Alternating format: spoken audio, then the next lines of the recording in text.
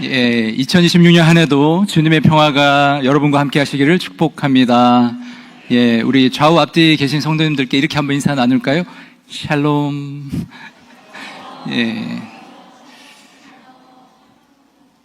샬롬 인사하셨는데, 샬롬이 무슨 뜻이죠? 1부 때는 대답을 못 하시는데, 2부 예배분들이 더 수준이 높으신가 봐요. 우리가 다 알다시피 샬롬이라는 말은 평안, 평화라는 의미가 있고요. 헬라어로는요, 샬롬, 구약은 샬롬이라고 하고, 헬라어로 신약 성경에는 에이레네라고 합니다. 에이레네 한번 해보시겠어요? 에이레네, 똑같은 의미입니다. 이 샬롬의 어원이 구약 성경에 보면 히브리어로 샬렘입니다. 샬렘. 그 뜻은 완전하다, 온전하다, 결핍이 부족함이 없다라는 의미입니다. 전쟁과 기근이 없는 평화로운 나라, 구약의 이스라엘 백성들은 그런 나라를 동경했습니다. 올해가 병오년이죠. 붉은 말의 해.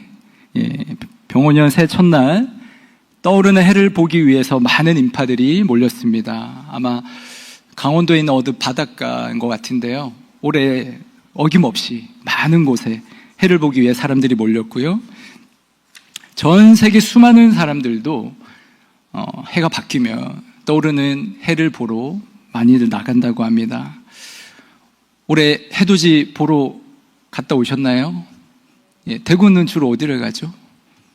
제 포항에 있을 때는 그 호미곶 갔었는데, 대구 분들도 포항까지 오시나요? 팔공산 가는 거 아니고? 그렇군요. 팔공산 아직 제가 못 가봐가지고. 여러분, 저 많은 사람들이 떠오르는 태양을 보면서 어떤 생각을 하면서 볼까요? 아마 마음의 소원을 빌 것 같아요. 그렇죠? 올해는 더 건강하고 사업도 좀 잘 되고, 우리 자녀들 공부도 잘하고 취업하고 시집 장가가서 아이도 잘 낳고 아무 어려움 없이 무탈하고 평안했으면 좋겠다. 혹 이 지구상에 아직도 전쟁과 분쟁이 있는 곳의 사람들은 올해는 이 지긋지긋한 싸움 좀 그치고 평화로운 세상이 왔으면 좋겠다. 여러분, 세상 사람들도요, 저 해를 보면서 내적인 외적인 평화를 갈망하고 있습니다. 그런데 성경이 말하는 샬롬은요, 단순히 근심 걱정 없고 평안한 상태, 전쟁이 없는 상태, 그것만을 얘기하지는 않아요. 이 샬롬은 마음의 안정, 삶의 균형, 두려움에서의 자유를 다 포함하지만 이 심리적인 평안에만 머물지는 않습니다. 성경이 말하는 샬롬은 삶의 모든 영역이 하나님께서 의도하신 질서 안에서 온전히 맞물려 돌아가는 상태를 샬롬이라고 합니다. 그러니까 하나님의 뜻 안에서 살아갈 때 주어지는 존재의 안정감이라고 볼 수가 있죠. 내 주위 상황이 좀 더 나아지고 좋아져서 샬롬이 오는 게 아니라 하나님과 내가 올바른 관계 안에 있을 때, 그 관계를 누릴 때 찾아오는 평화입니다. 그러니까 핵심은 상황이 아니라요, 관계가 핵심이에요. 관계. 인간은 처음부터 관계적 존재로 창조되었습니다. 창세기 1장이 인간의 창조를 이렇게 묘사하고 있어요. 우리 같이 읽겠습니다. 하나님이 이르시되 우리의 형상을 따라 우리의 모양대로 우리가 사람을 만들고 그들로 바다의 물고기와 하늘의 새와 가축과 온 땅과 땅에 기는 모든 것을 다스리게 하자 하시고, 하나님이 자기 형상 곧 하나님의 형상대로 사람을 창조하시되. 아멘. 창조 기사에서 하나님이 주로 단수로 등장하세요. 하늘을, 땅을, 동물들 창조하실 때 하나님은 늘 단수로 등장하세요. 그런데 이 인간을 창조하는 대목에서 갑자기 우리가라는 단어가 나오고 있어요. 여러분, 하나님이 우리가라고 하면 하나님이 몇 분이신 거예요? 삼위일체 들어오셨습니까? 하나님이 존재하는 방식이 삼위일체입니다. 삼위일체는 매우 사변적으로 흘러갈 수도 있고 또 더 많은 내용을 이해를 해야 되지만 오늘 이 창조의 대목에서 우리가 우리의 형상대로 사람을 만들고, 이 말은요, 삼위일체 하나님이 존재하는 방식이 성부, 성자, 성령 세 분이 서로 관계 맺으면서 긴밀하게 사랑으로 연합되어서 하나님이 존재하신다는 거예요. 그 하나님이 우리의 형상대로 우리의 모양을 따라 사람을 지으셨다는 것은요, 바로 하나님 형상을 닮은 우리 인간도 관계적 존재로 창조되었다는 말입니다. 하나님의 형상대로 창조되었다는 이 말의 뜻을 연구한 모든 신학자들이 공통적으로 맺는 결론이 이겁니다. 사람은 삼위일체 하나님처럼 관계를 맺고 살아갈 때 그 의미를 발견할 수 있다. 관계 안에서 사랑을 주고받으며 살아가는 존재가 바로 인간입니다. 여러분, 그래서요, 우리는 관계가 끊어진 상태에 있으면요, 마음이 평안하지가 않고 행복하지가 않습니다. 그 아무리 멋들어진 집을 지어놓고 매일매일 진수성찬을 차려놓고 살아도 부부가 매일 다투고 싸우고 부모 자녀 간에 신뢰가 없고 대화가 없다고 생각해 보십시오. 평안하지가 않죠. 오랜 노력 끝에 가까스로 원하는 회사에 합격했다는 합격 통지서를 받았습니다. 얼마나 기쁘겠어요. 그런데 이 기쁜 소식을 나눌 수 있는 사람이 내 주위에 아무도 없다. 행복할까요? 온 세상이 꽁꽁 얼어붙은 어느 겨울밤입니다. 어두운 숲속에 고슴도치들이 오밀조밀 모여 있어요. 추위에 벌벌 떨면서 조금이라도 몸을 녹여보려고 서로에게 더 가까이 다가갑니다. 그럼 어떻게 될까요? 아, 따가워. 가시에 찔리는 거예요. 서로의 가시 때문에 찔려서 이내 물러서고 맙니다. 그러나 혹한의 밤은 혼자 견디기 쉽지 않습니다. 따뜻한 체온이 그리워서 어느새 고슴도치들이 가시에 찔린 아픔을 잊어버리고 또다시 서로에게 모여들어요. 또 어떻게 될까요? 가시에 찔리는 거죠. 그렇게 모이고 가시에 찔리고 또 흩어지고 밤새 수십 번 반복하게 되는 것입니다. 고슴도치 딜레마입니다. 여러분, 우리 인간이 그런 것 같아요. 인간은 혼자 살 수 없습니다. 외로움은 인간에게 치명적입니다. 그러나 함께 사는 건 역시 쉽지 않습니다. 우리 가까운 사이일수록 얼마나 더 많은 상처를 주고받으며 살아갑니까?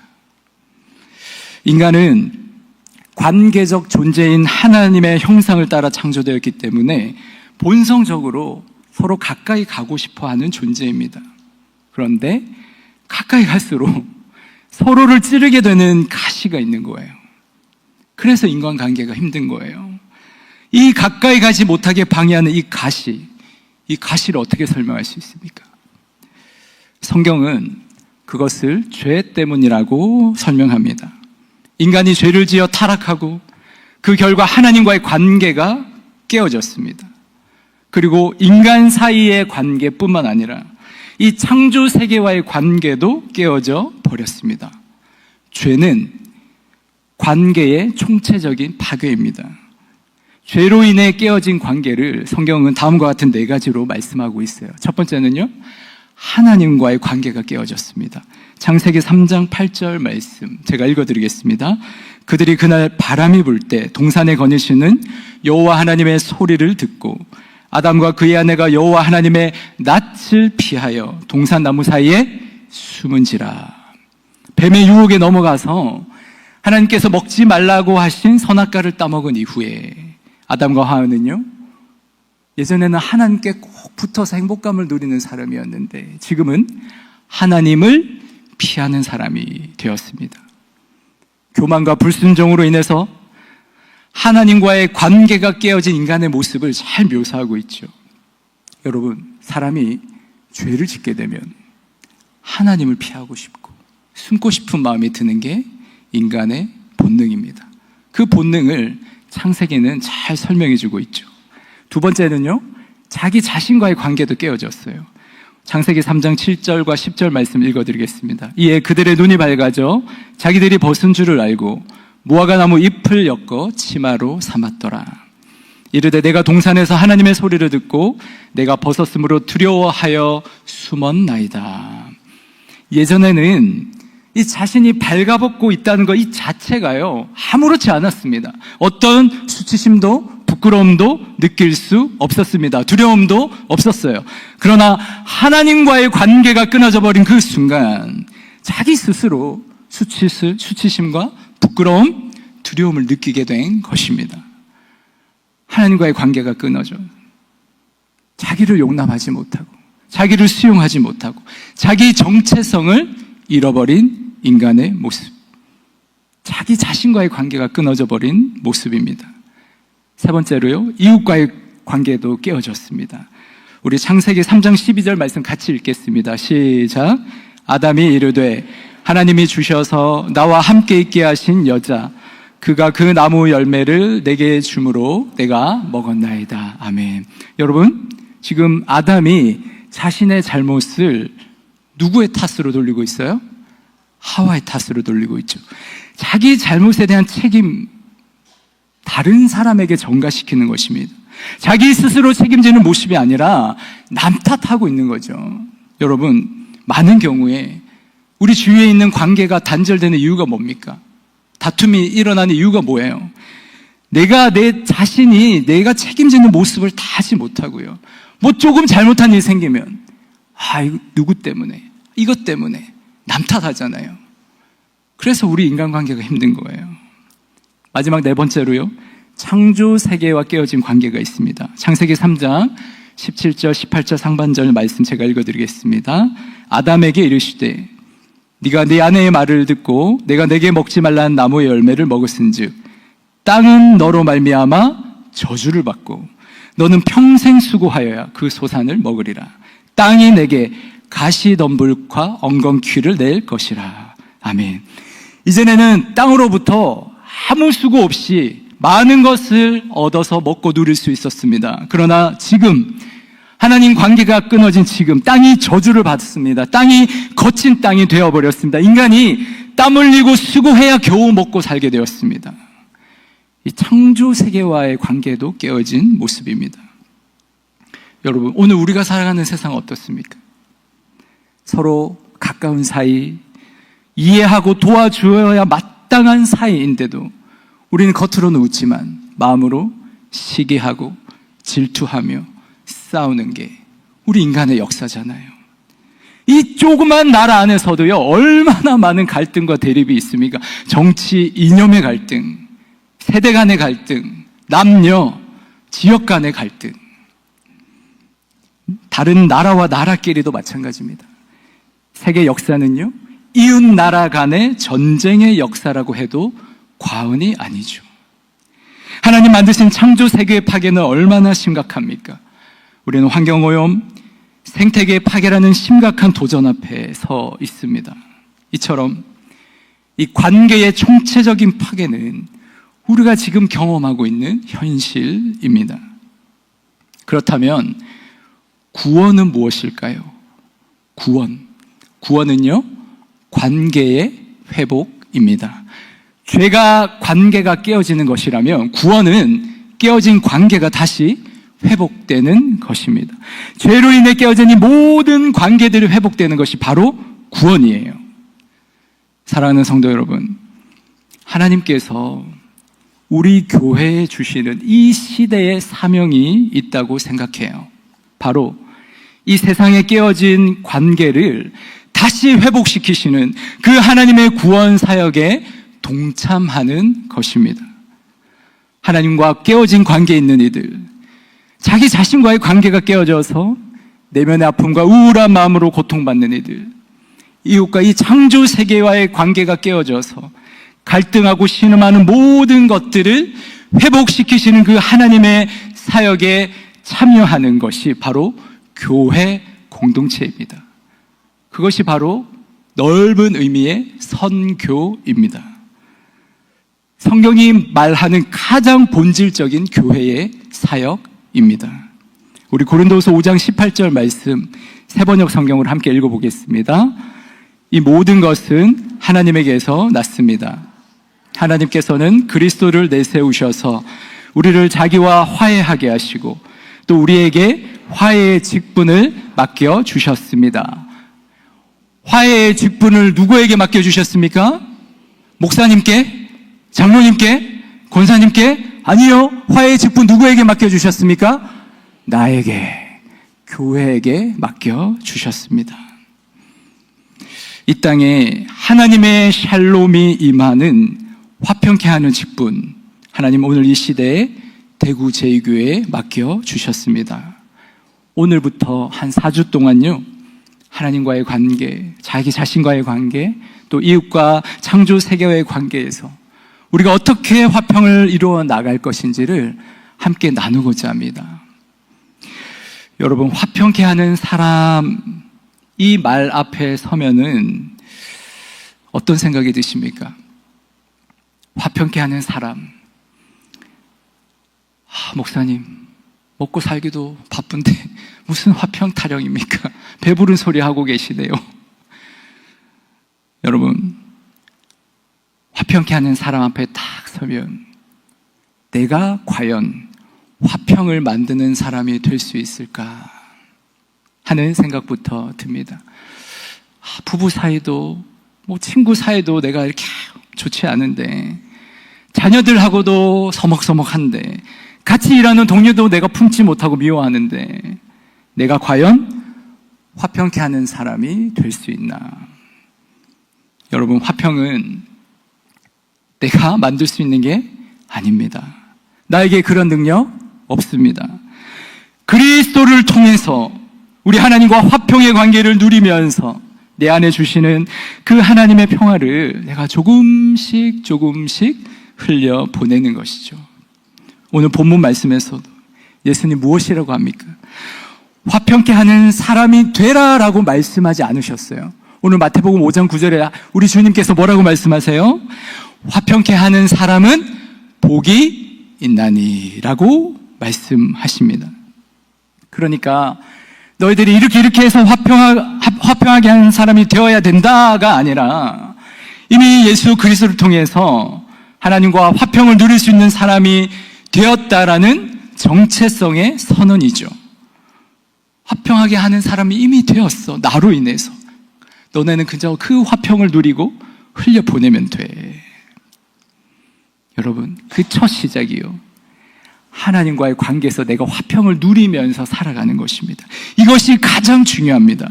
하나님과의 관계의 회복은요, 곧 다른 모든 관계 회복에 영향을 미치기 때문입니다.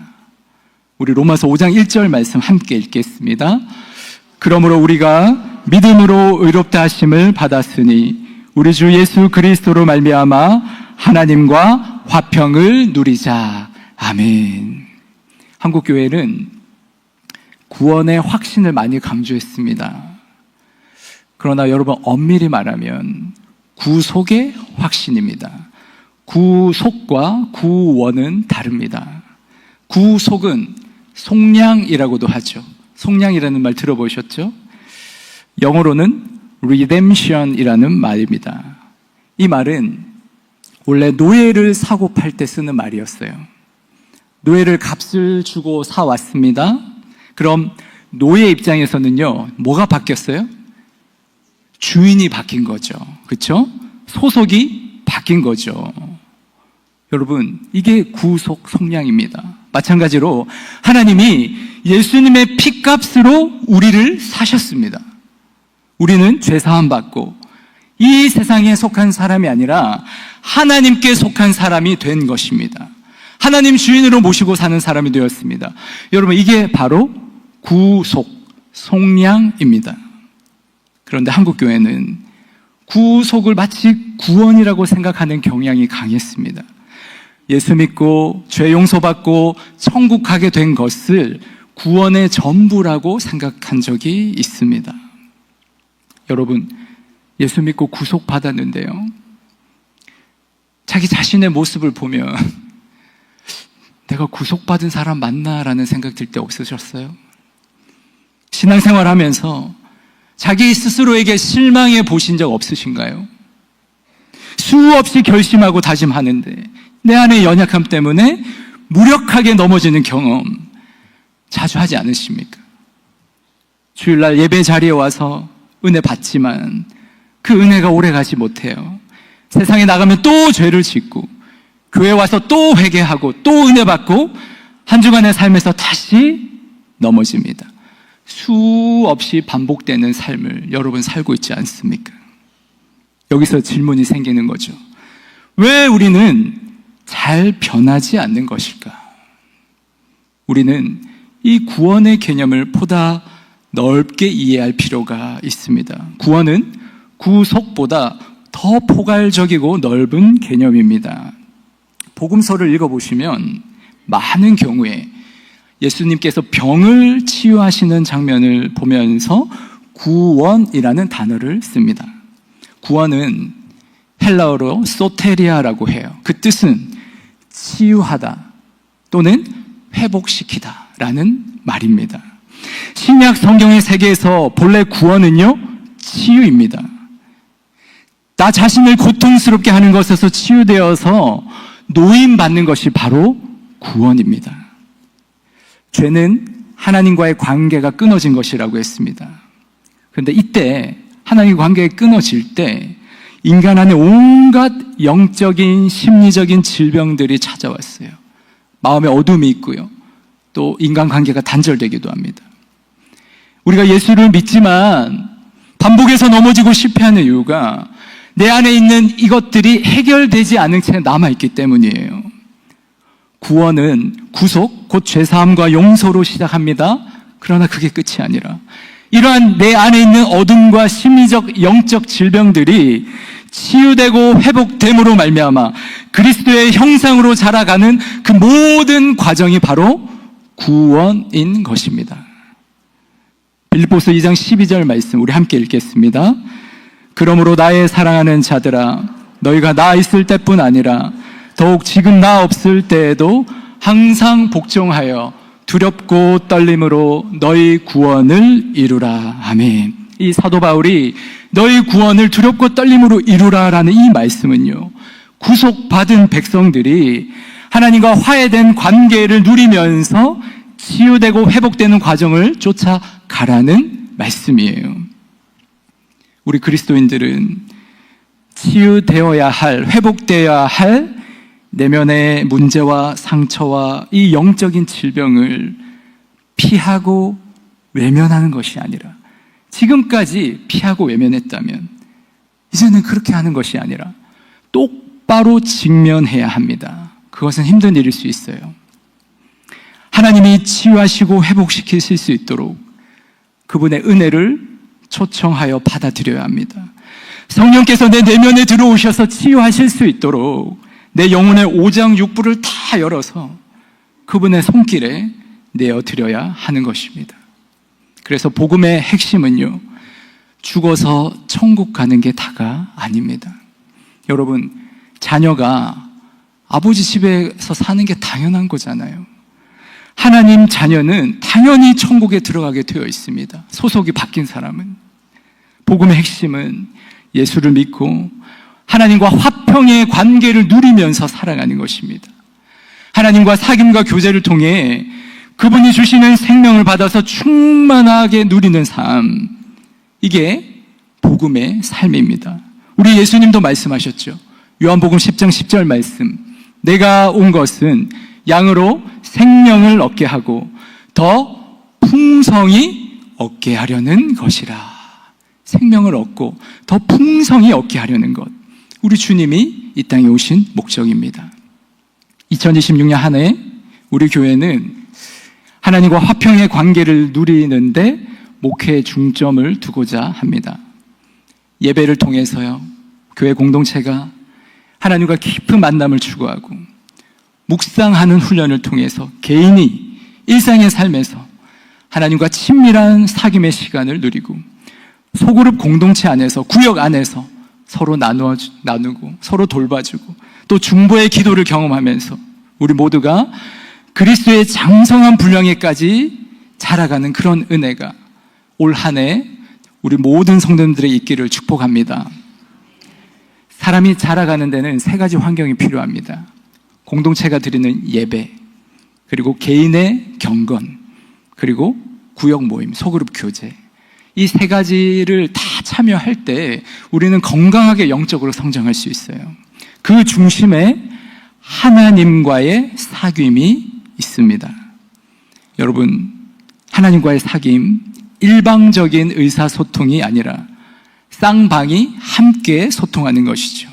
하나님 우리에게 일방적인 방식의 소통을 강요하지 않으십니다. 하나님 우리에게 말씀하시고 때로는 명령하시기도 하지만 하나님 우리의 말을 들으시고 또 우리의 마음을 헤아리시고 우리의 처지를 이해하시는 분이십니다. 하나님의 의사소통 방식은 위에서 강압적으로 누르는 방식이 아니라 아래로부터 듣고 교감하고 공감하시는 방식입니다. 그런데 우리 사람들은 어때요? 내가 조금 높은 지위에 올라가면 위에서 강압적으로 누르고 아래 사람들의 마음의 소리를 들으려 하지 않고, 여러분 그것은 하나님의 의사소통 방식이 아닙니다. 예수님도 마찬가지죠. 예수님은 하나님의 소리를 들으셨습니다. 또한 사람들의 소리도 들으셨습니다. 너는 내 사랑하는 아들이라 내가 너를 기뻐하노라. 이렇게 말씀하시는 하나님의 정체성, 예수님의 정체성을 밝히 드러내시는 그 하나님 사랑의 음성을 예수님이 들었습니다. 뿐만 아니라 이 땅에서 예수님이 감당해야 할 하나님의 뜻이 무엇인지 그 뜻을 들으시고 이 땅에 하나님의 뜻을 행하셨습니다. 예수님은 또한 사람들의 소리를 들으셨어요. 인간 세상에 오셔서 사람들이 부르짖는 그 고통의 소리를 들으셨습니다. 예수님도 그들의 소리에 귀 기울이고 공감하시면서 그들의 고통을 체휼하셨습니다. 똑같이 느끼신 거예요. 예수님은 하나님의 소리를 듣고 하나님의 뜻을 사람에게 전하고 행하시고 사람들의 소리를 듣고 그 고통의 부르짖음을 대변해 주셨습니다. 하나님의 소리와 사람의 소리가 맞닿은 그곳에 우리 예수님이 계셔서 하나님과 사람 사이를 화평케 하셨습니다.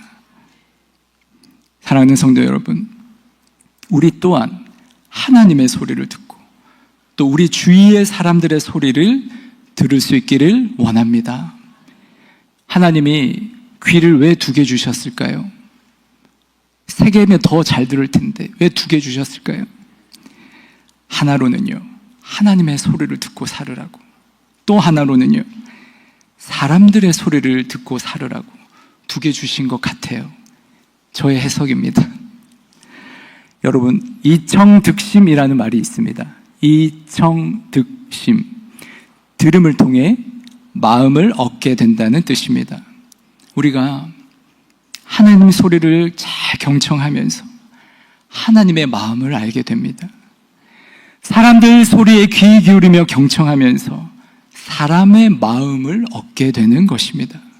그렇게 우리는 하나님의 뜻을 사람들에게 전하고 또 사람들의 아픔과 고통을 하나님께 올려드리면서 하나님의 소리와 사람의 소리를 연결하여 둘 사이에 화평케 하는 사람으로 설 수 있습니다. 제가 두바이에서 부목사 생활을 한 적이 있는데요. 목사 안수받고 얼마 안 됐을 때, 목사 안수받고 바로죠. 성도들 가정을 이제 쭉 신방을 하게 되었습니다. 제가 참 초라하게 느껴졌던 적이 있었어요. 여러분, 두바이에는 대기업 주재원들이 꽤 많거든요. 제가 섬기던 교회 한 70~80%가 대기업 다니는 주재원들이었습니다. 제가 맡은 교구에만 해도요, 이름만 대면 다 아는 대기업들, 이사들, 부장들, 임원들 꽤 많았습니다. 그분들은 다 박사학위가 있고 다 여유롭게 잘 살고요, 사회적인 경험도 너무 많고요, 좋은 학벌도 가지고 있어요. 저보다 나이도 많아요. 이제 갓 안수받은 목사 초년생이 그분들 앞에서 어떤 권면과 조언을 할 수 있을까? 별로 해줄 말이 없는 것 같아요. 한동안 제가 스스로 너무 무력함을 느끼고 힘겨워한 적이 있습니다. 그 마음을 당시 담임 목사님에게 나누었는데요. 목사님께서 저에게 이렇게 조용히 말씀해 주셨습니다. 김 목사님, 그분들의 이야기를 잘 들어주세요. 잘 들어주기만 해도 그 내면의 문제가 상당수는 해결될 것입니다. 그 말씀이 저에게 하나님의 음성으로 들렸습니다. 복음으로 들렸어요. 제가 말은 잘 못해도 다른 사람 말 잘 들을 수는 있거든요. 그들의 마음에 귀를 기울이고 경청하고 들으니까요, 공감이 되고 그들의 마음이 전해지고, 그 마음을 아니까 그들에게 필요한 말씀이 더 선명해지는 겁니다. 그 말씀을 전하게 되고 가정이 위로를 받고요, 저 또한 위로를 경험하고 용기를 내어서 사역을 한 경험이 있습니다. 사랑하는 성도 여러분, 화평은 내가 애써 만들어야 할 업적이 아니라 예수 그리스도 안에서 이미 우리에게 주어진 선물입니다. 이 하나님과 화평을 누리는 사람은 평화를 흘려보낼 수 있습니다. 지금 당장 나의 모든 관계를 바꿀 수는 없을 것입니다. 다만 한 가지 한 가지 우리는 실천해 볼 수 있습니다. 이 바쁘고 분주한 삶의 수레바퀴 잠시 멈추고 하나님 앞에 나와 머물면서 그분의 마음, 그분의 소리를 듣고 또 내 곁에 있는 누군가 한 사람의 이야기를 진심으로 들어주는 것입니다. 그 자리가 바로 하나님이 임하시는 자리, 화평케 하는 자의 첫 걸음이 될 것이라 저는 믿습니다. 그런 은혜가 올 한 해 성도님들의 삶에 이루어지기를 간절히 축원합니다. 기도하겠습니다. 우리에게 화평하게 하는 직분을 주신 하나님, 올 한 해가 이전보다 조금 더 주님과 화평의 관계를 누리길 원합니다. 하나님 음성에 귀 기울이며 주님의 마음 알게 하시고 사람들의 마음의 소리를 경청하며 공감하게 하셔서 화평하게 하는 직분 잘 감당하게 하옵소서. 우리 힘으로 화평을 만들 수 없음을 고백합니다. 하나님과 교제와 사귐 안에서 주님의 평화를 흘려보내는 복된 대구 제2교회 되게 하여 주옵소서. 예수님의 이름으로 기도드립니다. 아멘.